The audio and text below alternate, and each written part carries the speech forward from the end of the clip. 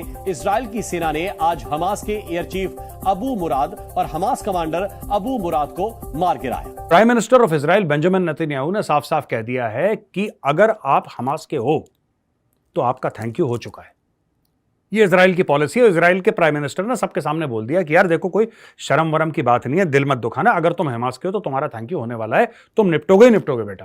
पूरे north Gaza में उन्होंने अंडरग्राउंड सिटी में टनल्स बनाएंगे, सुरंगें बनाएंगे, और वो जो सुरंगें हैं वो अस्पतालों के साथ कनेक्टेड है, वो स्कूलों के साथ कनेक्टेड है, वो तो ऊपर आते ही नहीं है। और जंग के 9वें दिन इजराइल की सेना गाजा पट्टी में घुसकर फाइनल प्रहार की तैयारी में है। इजराइल इनसे कहीं ज्यादा स्ट्रांग है, उसके साथ अमेरिका खड़ा है, दूसरी कंट्रीज खड़ी है। सर वो पाकिस्तान की तरह थोड़ी कि वो 71 में उन्होंने कहा कि जी बेड़ा आ रहा है आ रहा है आ रहा है, उसके बाद हमारा बेड़ा गर्क हो गया, उनका बेड़ा पहुंचा ही नहीं। तो वो वाली बात थोड़ी है ना सर, समझा करें आप भी ना। मरकावा टैंक्स हैं इजराइल के, बड़े मशहूर लेजेंडरी टैंक्स मरकावा घुस चुके हैं दोस्तों गाजा के अंदर, और छोटी छोटी टीम्स इजराइल की घुस रही हैं। मैं अगले दिन एक एम्बेसडर से बात कर रहा था, उसने मुझे कहा कि यूएन में जब हम उनको कहते थे फलस्तीनियों को हमारी मदद करें ऑन कश्मीर के किसी एक पैरा में, तो वो कहते थे नहीं हम नहीं करेंगे, हम आपके इससे एग्री नहीं करते। कभी अपना ये पासपोर्ट लेकर किसी एयरपोर्ट पर जाएं तो इनकी बिल्कुल तसल्ली हो जाएगी, इनको पता चल जाएगा कि आप व्हाट यू स्टैंड फॉर।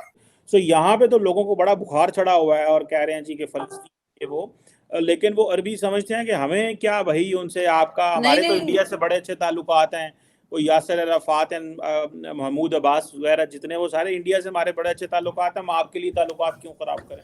सो ये भी एक चीज है मैडम कि नहीं।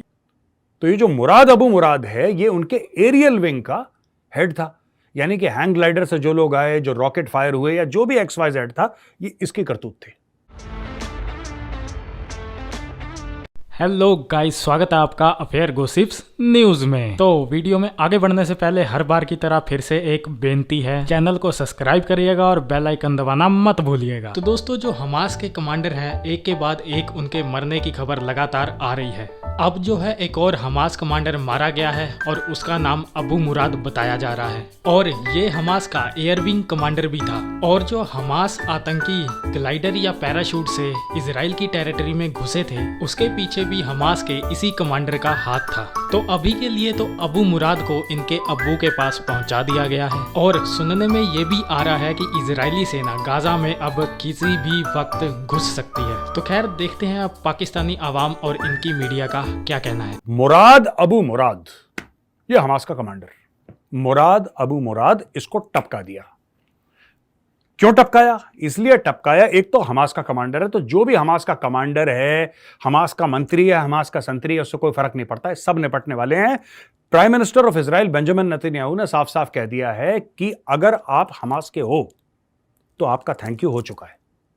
ये इजराइल की पॉलिसी है। इजराइल के प्राइम मिनिस्टर ने सबके सामने बोल दिया कि यार देखो, कोई शर्म वरम की बात नहीं है, दिल मत दुखाना, अगर तुम हमास के हो तो तुम्हारा थैंक यू होने वाला है, तुम निपटोगे ही निपटोगे बेटा। तो ये जो मुराद अबू मुराद है, ये उनके एरियल विंग का हेड था, यानी कि हैंग ग्लाइडर से जो लोग आए, जो रॉकेट फायर हुए, या जो भी XYZ था, ये इसकी करतूत थी। इस आदमी ने ड्रामे करवाए थे। जितने भी लोग वहां पे जाने गए हैं, उनमें से काफी जानों का जिम्मेदार ये भी है। अच्छा, लेकिन किंतु परंतु दोस्तों, ये एक्शन थोड़ा सा मुख्तलिफ है, ये एक्शन थोड़ा सा अलग है। और क्यों अलग है ये एक्शन, मैं आपको बताता हूं। ये एक्शन इसलिए अलग है क्योंकि जो पहले मारे गए थे हमास के कमांडर, वो एयर स्ट्राइक में मारे गए थे, यानी कि इजरायली एरोप्लेन्स आए, उन्होंने बम मारा और बिल्डिंग उड़ा दी और ठां ठां कर दिया, बिल्कुल सबका थैंक यू कर दिया। ठीक है, इस बंदे को जमीन पे जाके मारा। तो जमीन का जो रोल है, मरकावा टैंक्स हैं इजराइल के, बड़े मशहूर लेजेंडरी टैंक्स मरकावा घुस चुके हैं दोस्तों गाजा के अंदर, और छोटी छोटी टीम्स इजराइल की घुस रही हैं। वो सब और मुलायम करेंगी लोगों को, वहां का जो हमास का इंफ्रास्ट्रक्चर उसको मुलायम करेंगी, फिर उनकी इन्फेंट्री आएगी thank you, happy birthday to you करने के लिए। तो वो प्रोसेस दोस्तों शुरू हो गया। किसी भी वक्त ये मामला शुरू हो सकता है। पर ये आ रही है कि इसराइल ने फिर से कंट्रोल कर लिया है गजा के ऊपर। क्या कहना चाहेंगे, ये जो जंग है क्या कौन सा रुख अपना रही है? 1500-2000 के करीब जो सी है वहाँ पे हमास वालों की डेड बॉडीज भी मिली हैं हम उधर गजा में, क्या कहेंगे आप? इंशाअल्लाह अल्लाह की मेहरबानी से वकुल जाल हक वज़ाहकल बातिल इन्नल बातिल काना मशहूदा, हक अल्लाह की मेहरबानी से फ़तह याब ज़रूर होगा। अल्लाह ताला मुसलमानों को इत्तेहाद और इत्तफाक पैदा करने की तौफीक अता फरमाए और अल्लाह ताला इसराइल का बेड़ा गर्क करेगा इंशाअल्लाह। अल्लाह ताला हमास को अपने गैब के ख़जानों से ज़रूर फ़तह याब करेगा। ठीक है, इधर दो चीज़ें हैं, आपने बोला कि भाई हमास को फतह याब करेगा, इसराइल का बेड़ा गर्क करेगा, सिर्फ दुआ कर देने से या इस तरीके से करने से तो जंगें नहीं लड़ी जाती। बिल्कुल जंगें लड़ी जाती हैं टेक्नोलॉजी से। आज के दौर पे खास तौर पे अगर बात करें इकॉनमी से जंगें लड़ी जाती हैं। क्या कहेंगे इस टाइम पे 30 बिलियन के फॉरेक्स रिजर्व जो इसराइल ने सेल किए हैं और उन्होंने ये ऐलान किया है कि भाई हम लंबी जंग के लिए तैयार हैं, और ये क्या फ़लस्तीन की बात करें या हमास की बात करें, उतनी इकॉनमी उनके पास है कि वो इस तरह से इसराइल का मुकाबला कर सकें, या फिर जैसे सुपर पावर अमेरिका साथ दे रही है मुकाबला कर सकें? देखें ग़ज़वा बदर की आप हिस्ट्री ले लें, 313 सहाबा कराम थे। आपने मुझे पूछा है कि आप तकनीकों को मानते हैं, मेरा अपना दिमाग है, मैं तकनीकों को नहीं मानता। जब तक मुसलमानों के अंदर जितनी मर्जी तकनीक हो जाए, अब थोड़ी तकनीक है पाकिस्तान के पास, अच्छा, हमारा पूरा मुल्क खामोश है, कहाँ गई तकनीक?